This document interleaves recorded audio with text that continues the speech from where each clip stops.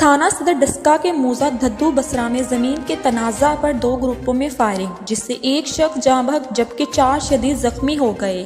Police ने मौके पर पहुंचकर लाश पोस्टमार्टम और जख्मियों को फौरी तिब्बी इमदाद के लिए सिविल अस्पताल मुंतकिल कर दिया। बसरा में गुज़िश्ता 2 साल से 2 पार्टियों के दरमियान ज़मीन का तनाज़ा चल रहा था।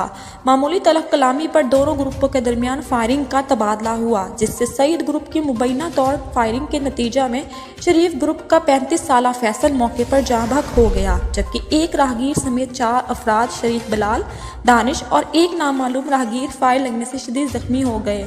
सिविल अस्पताल में जख्मियों को इब्तदाई तिब्बी इमदाद के बाद गुजरांवाला रेफर कर दिया गया। सदर पुलिस मसरूफ तफ्तीश है।